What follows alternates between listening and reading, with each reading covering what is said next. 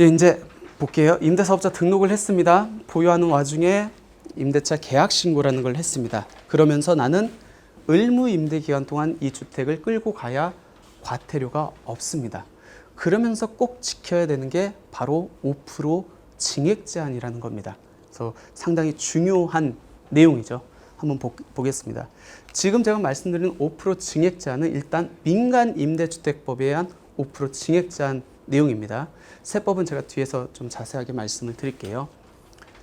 임대료 증액 제한 두 가지 의미를 내포하고 있습니다. 첫 번째는 임대사업자는 임대 기간 동안, 원래 이게 의무 임대 기간이었거든요. 근데 법이 바뀌었습니다. 임대 기간 동안 직전 계약 금액 대비 임대료를 5%밖에 올려서는 안 된다.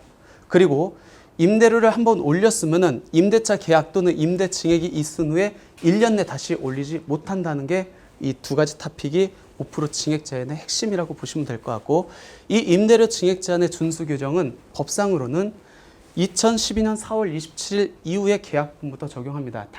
당초에 임대료 증액 제한은 건설 임대주택에만 있었어요. 근데 이때 법이 개정돼 가지고 매입 임대주택에 들어왔고, 지금 많은 카페나 블로그에서는 요게 뭐 위헌이다 뭐 이렇게 하고 있는데, 일단 국토부 입장은 요때부터는 무조건 지켜야 된다고 판단을 하고 있습니다.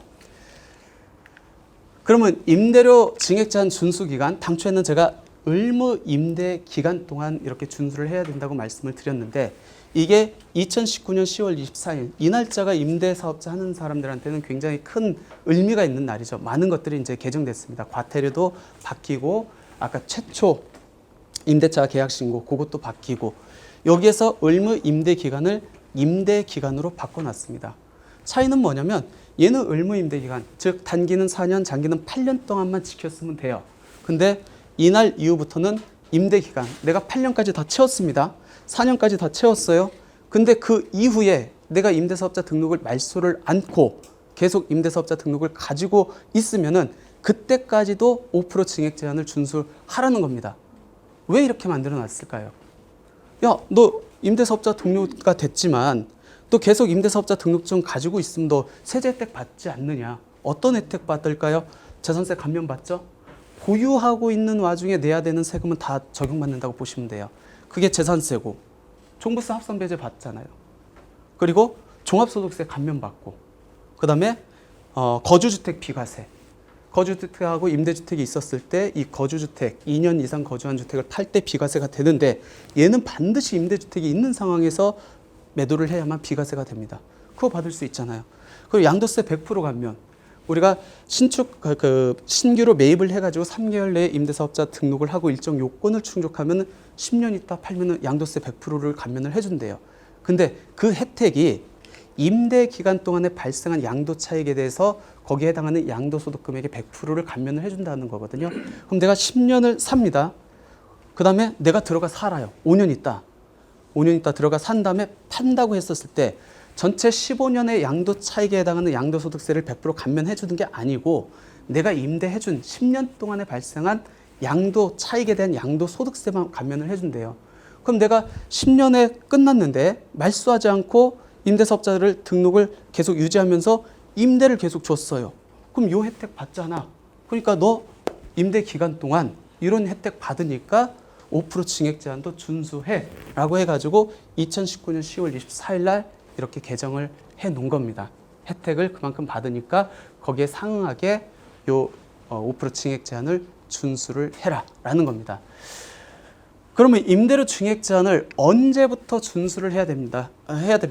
최초 임대료 이후에 갱신되거나 체결되는 임대차부터는 5%를 준수를 하래요. 그럼 최초 임대료까지는 내 마음대로 정할 수 있다는 얘기겠네요. 그럼 최초 임대료가 뭡니까? 이것도 10월 24일을 기준으로 해서 개정이 됩니다. 그 이전에는 내가 임대사업자 등록을 합니다. 임대사업자 등록을 하고 그 이후에 도래하는 임대차 계약이 최초 임대료가 됩니다. 근데 2019년 10월 24일 이후에 취득한 분이 아니고 등록한 거, 예전에 취득했다 할지라도 이날 이후에 등록을 했으면은 이원화되죠.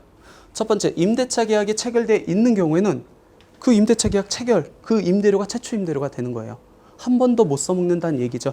얘랑 비교했었을 때.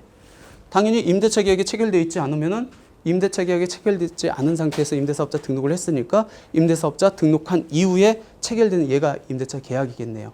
그러니까 이렇게 이원화됐다라고 보시면 될 것 같고, 요거는 취득일을 기준으로 하는 게 아니고 2019년 10월 24일 이후에 등록일을 기준으로 해서 이렇게 변경이 됐다라고 보시면 될 것 같습니다.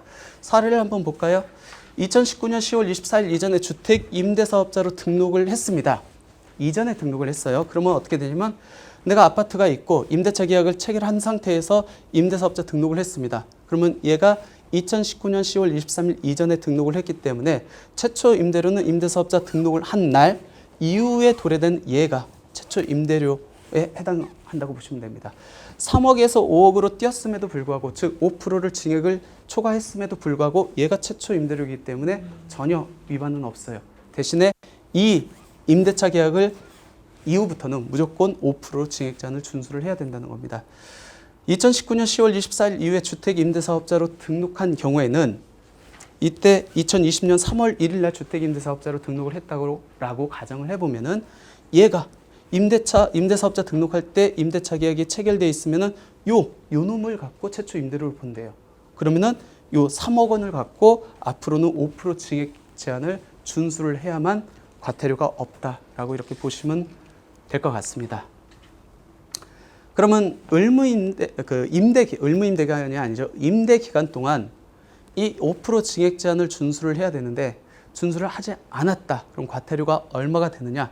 이것도 10월 24일 이후를 해서 이제 조금 나눕니다. 그 이전까지는 1차, 2차, 3차로 해가지고 500, 700, 1000만 원이 됐는데 앞으로는 위반 건수가 10건 이상인 경우에는 또 1차, 2차, 3차, 10건 미만인 경우에 또 나누고 이렇게 좀 세분화돼 가지고 적용을 한다. 아까 제가 과태료는 행위 시의 법률을 따른다고 했습니다. 부과 시점이 아니고 내가 위반했을 때 그때 당시의 법률을 따릅니다. 따라서 위반은 2019년 10월 23일 이전에 위반을 했고 그 위반된 게 지금 현재 시점에서 문제를 삼는다 할지라도 얘를 적용하는 게 아니고 얘가 적용되는 겁니다. 왜? 행위 시에 위반 행위 시에 법률을 따르도록 되어 있기 때문에. 그리고 임대료는 뭐 왔다 갔다 할 수 있죠. 전세에서 월세, 월세에서 반전세 뭐 이렇게 바뀔 수 있죠. 근데 계산하는 방법이 별도 산식이 있어요. 그거를 궁금해 하시면은 뭘 보면 되죠? 아니 어떻게 계산되는지 세부적으로 궁금하다. 계산한 방법이 렌트홈은 답만 나오잖아요. 그럼 뭐 보면 되죠? 주택임대사업자의 모든 거 그거 보시면 됩니다. 렌트홈에는 결과치만 나와요. 여기가 5%가 초과됐는지 안 됐는지 그거 보시면 될 것 같고 세부적인 거는 이제 교재통에서 이렇게 보시면 될 것 같습니다.